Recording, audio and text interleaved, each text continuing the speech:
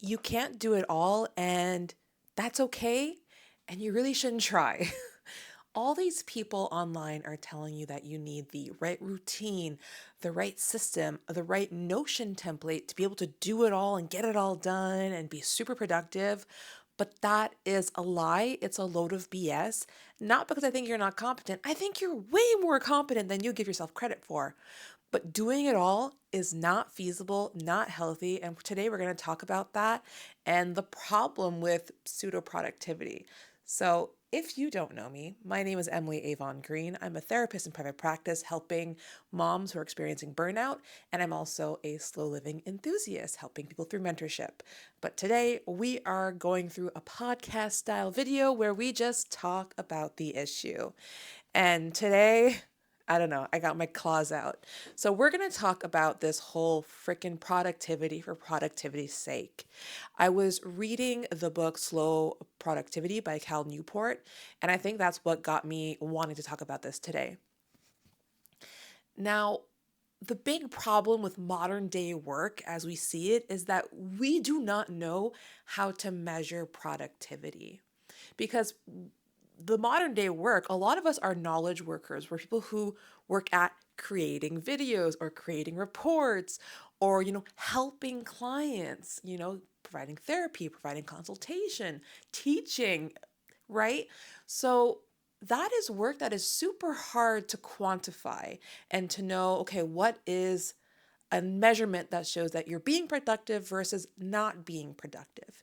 And so what the powers that be tend to do is they just default back to how we used to measure productivity in the industrial age, which is really just factory work, right? They had calculated how much time you need to spend on the factory floor to get enough units out. So it was really measuring time on the floor and units produced, right? So input and output, which makes sense when you're, I don't know, making a bunch of stuff. Or like I worked with a lot of factories when I used to do recruitment and they were making cookies. So you could package a certain number of cookies in a certain amount of hours. Okay, fine.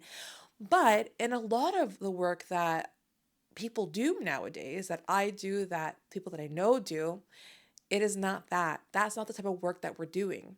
We tend to do work that takes a lot more it's less physical often, it's more mental. So it's a lot of a mental drain. And we're putting a lot more time and energy into something to get a certain product at the end. But because we don't know how to measure productivity, we're just calculating inputs, outputs.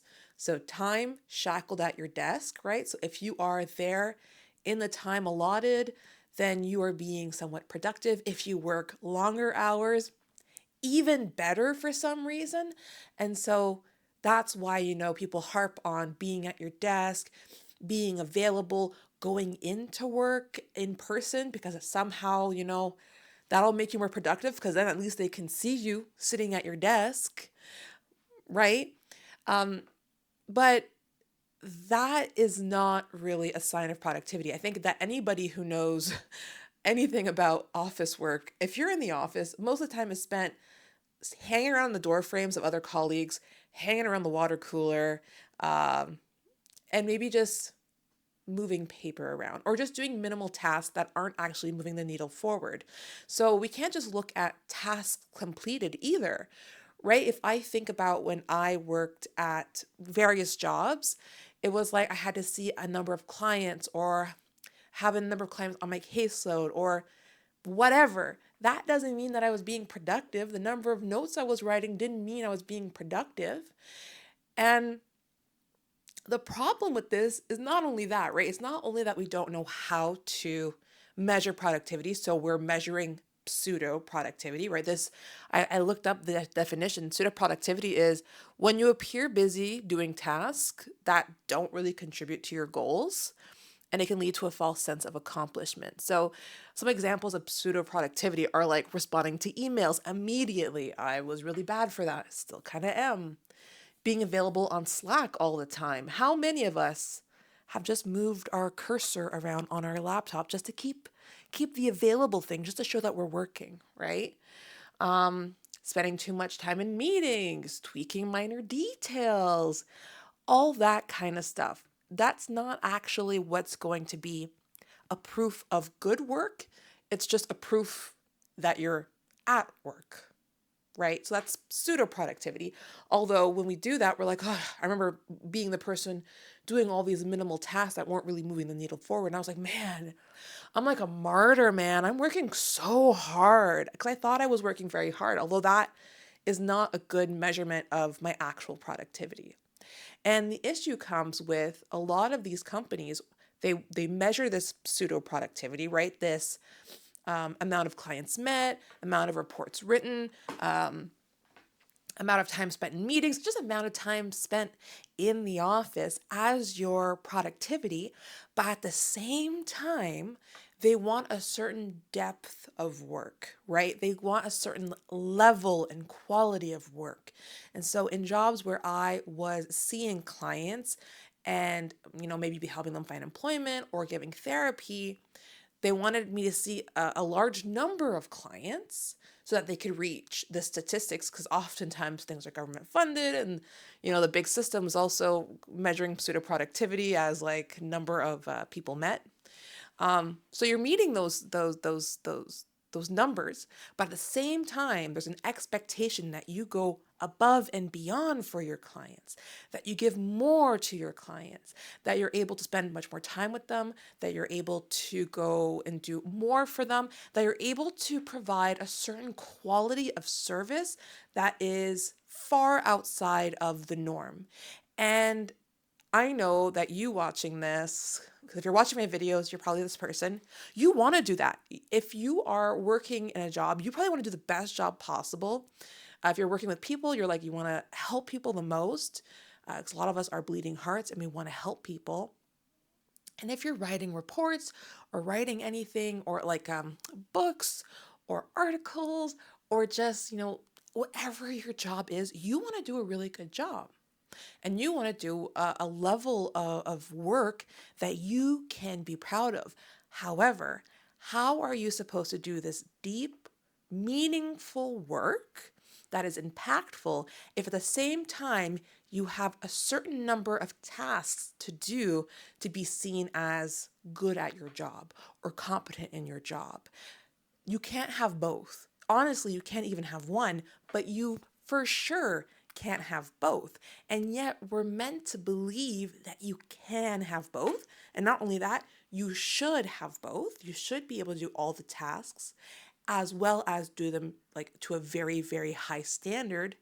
And at the same time, if only to add insult to injury, you need to also be on meetings, be on Zoom calls, be available for Slack messages, just always be available, and there's so many meetings ever since the freaking pandemic. I get it. We were all separated, like meetings, virtual meetings were the only way we could connect. However, like that whole thing of this meeting could have been an email. So freaking true. So we're asked to be on meetings that are virtual or in person. We're asked to be on committees a lot of the time. We're asked to, maybe possibly train other people. We're asked to so many other things that are outside of our scope of our main job. And at the same time, get everything done. And more often than not, we're often not doing the job of one person. We're doing the job of 2 to 3 people. And we recognize that. And the employer knows that, but we're meant to do the job of 2 or 3 people. And we are meant to do it within the hours that we are allotted for work. If you're working like a 9 to 5 or an 8 to 4 or whatever. And if you cannot do it in the hours allotted to the, the quality that they're expecting of you, then that's your problem, man. That means that, oh my God, I hated this. Okay, so when I had a lot of hard time with this, because having to meet all these demands and then having to do a really good quality work, then also being pulled in every single direction. And I was like, I don't know what to frickin' do when everything is a priority. There's like 10 priorities. What do I do? And the comment I got was, sounds like you're not able to adequately, manage your time. We give you the amount of hours that you need to actually succeed in this role. And if you're not able to do so, you probably need to work on something for yourself. Like you need to work on yourself. And I totally internalized that, being like, oh shit, I suck. And so what do? Well, then you work evenings and weekends, my friend, right? Um, and it's like, oh, well, yeah, you had to work evenings and weekends because you have to get the job done. And if you can't do it in the allotted time, like, it's not our fault that you can't keep up. I'm sorry, friend, but it is their fault that you can't keep up. You are good enough regardless, but their expectations of you are damn near impossible to meet, which is a big reason why I do not work for companies anymore. Because in my 30s, I started being a big shit disturber and not taking it and making a lot of comments and frustration. So much frustration. So that's why I work for myself now. But I understand that's not possible for everybody. And this is so deep seated, like ingrained, that even when you're like your own business, like a business owner like I am, you still have this idea of like, oh, input in, output, how much time I'm spending to create these videos, how much time I'm spending to do marketing for my therapy practice, how much time I'm. Come on, Emily. Like, this is not a measure of true productivity. What is a measure is the amount of time and true energy that I can put in to truly connecting with my clients, provide them the best care and service possible. That is a depth of work, right? So even if I only see 3 clients in a day, and let's say I don't get anything else done, that's a lot of freaking work. To provide the quality and depth of service. However, if we calculate it by like pseudo-productivity, you only saw 3 clients. You could have seen like 5 or 6. You should have been doing this, and this at the same time. Oh my. So, as you can see, it's big. So it's been a year that I have been on my own now. I left my organization. My last day there was March 1st, 2024. And today is March 12th, 2025. And I'm still not over it. Mostly because it just keeps impacting everybody. And it still impacts me because it's so ingrained in my system. Sorry, I should probably calm down. I get kind of over enthusiastic with my comments. But anyway, let's get back to this. So yeah, so we're expected to do it all, and we're made to feel like we're not good enough. And I think that can really be internalized. But the issue isn't you, the issue is a system. That is really a point I want to drive home, that the issue isn't you, the issue really is the system. So if you feel like you can't keep up, it's probably the system. It's probably the environment that you're in. It's probably the expectations that are placed upon you or that you've placed upon yourself that are not sustainable, not achievable. And even if you tell me, well, I can achieve it sometimes, you know, how do you feel after? Like, how does that impact you? To be able to achieve the quality of work and depth of work and number of clients and all that number of papers, whatever, how does that impact you? What does that take from you? Where does it take from other parts of your life? Does it take away from time with your family? Does it take away from rest time? Does it take away from sleep time? Does it take away from other goals or dreams that you have? And I'm not just talking about job dreams, which you could be. What it could be, like right now, I'm super into the idea of, man, I want to learn how to make stained glass things, But I remember when I was working so hard that I was barely taking care of myself, I couldn't even go to my doctor's appointments. I booking a dentist, that would steal time out of my day. Going to see a therapist, oh my God. I can't prioritize that in my like busy life. Like, what am I thinking? That's just so selfish. It's not. I'm being sarcastic in case that's not obvious. It's not selfish. It's very, very good for you to actually do your care tasks. That's what I call these. They're care tasks. Going to the doctor, going to the dentist, going to see your therapist. I'm very pro therapy. I'm a therapist, of course. But that is important, and your well being is important. And, if you don't take care of yourself, you won't be able to be productive, quote unquote, in any way, in any capacity. I'm gonna take a sip.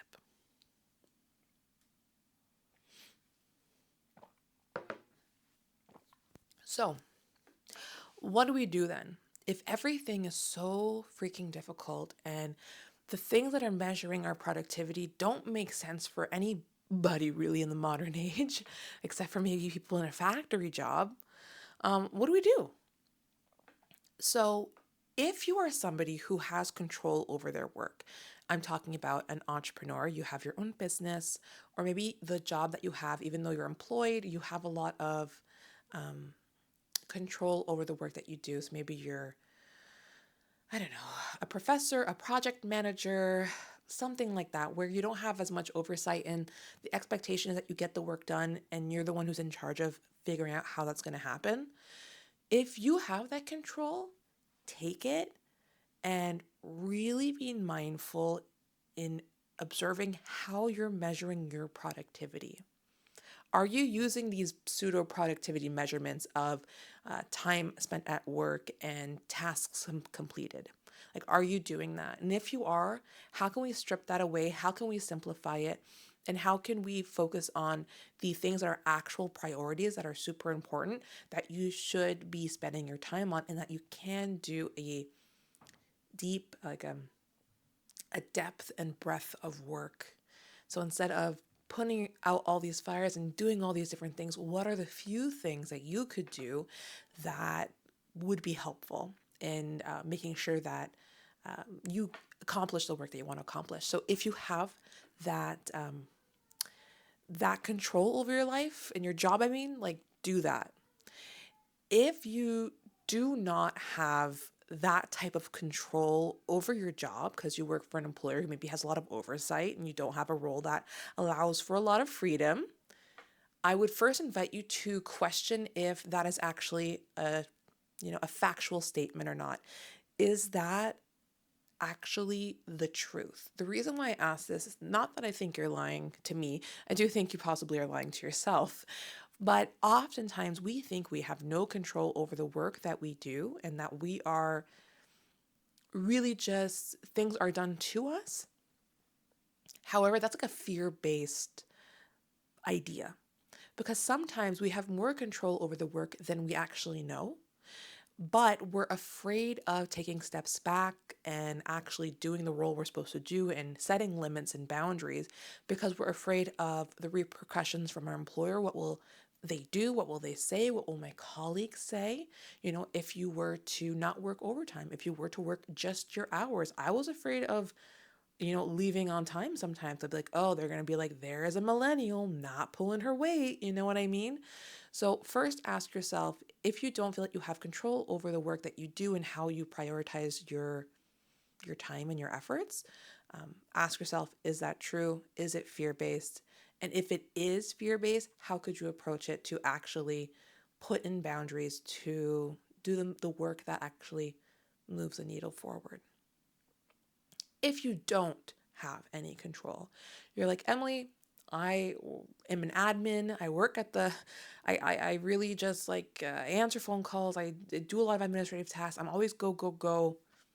Okay, fair enough. I've worked in a lot of environments where that is the truth. Like, admins, you guys are like the angels of the companies that make everything go, make everything function, and yet you're the least, I think, appreciated.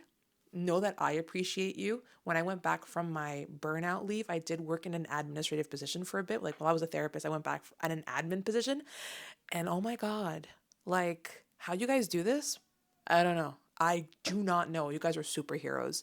So, admins, what do you do when you have, or whatever base jobs, what do you do when you have no control over anything?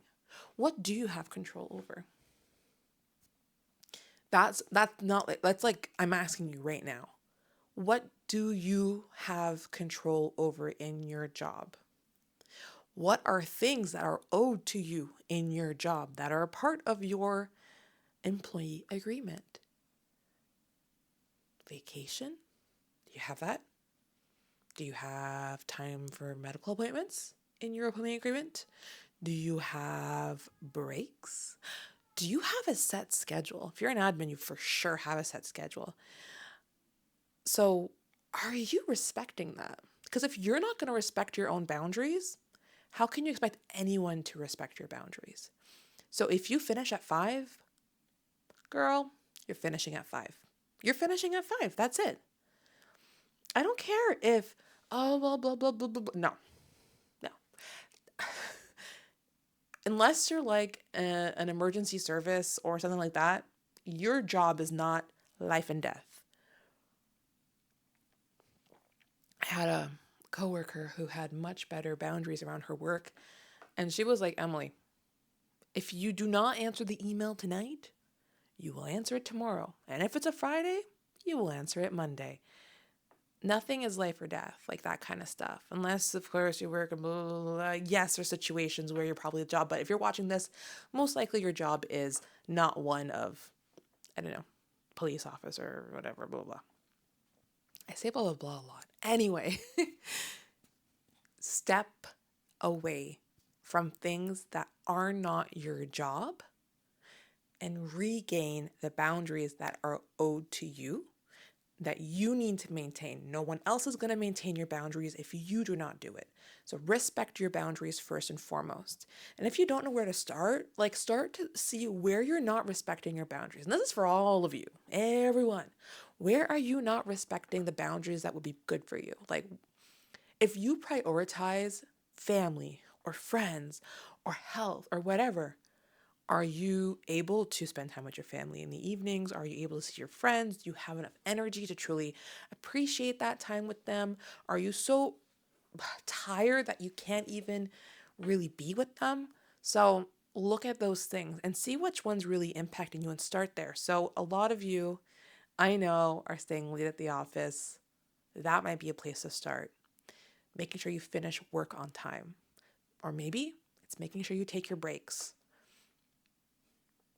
Or maybe it's making sure that you don't check your freaking stuff on your phone. Why? Why do you, prior to the pandemic, most of us didn't have as much connection on our phones. And prior, like years before that, no, we didn't have anything. It was like you go to the office, you have access. We all did fine. The buildings didn't burn down. Everything was fine. You go on vacation, yeah, they can figure it out. They can figure it out. And if your company does not have enough people who know how to do your job, that is an issue and that is not your problem. If they don't have enough employees to get everything done, that is their issue. It is not your problem. And if you're the employer and you're your own boss and all that, you're not the lifeblood of everything. Unless you're like me, you're like the only employee, whatever. But like if I burn out, I can't do shit. But if you have your own employees, like if I disappear, everything's gonna go bad. Have you actually given people the opportunity to prove to you that they can figure it out? Have you given people the opportunity to show responsibility? Have you given the opportunity for people to step into their capacity, into their own skill set, their own? You are not the one who's gonna save everything. You are not, it's not worth it for you to do something like this to the detriment of your own health and well-being, because I want to tell you right now, when you affect your health and well-being, you are not of service to anyone. Not you, not your employees, not your employer, not your colleagues, and certainly not your family or friends or whatever. So if you are in your job, set your boundaries, push back when possible, and um, and also realize that the only way that you can get it all done is if you have less to do. That's the only way they can get it all done, is if you have less to do. You need to prioritize. You need to simplify. So you are enough, regardless how much time you spend working, regardless how much you get done. You can't do it all. You shouldn't do it all. You are enough. On that note, I'm going to go and relax some more. So keep living your authentic life. Bye.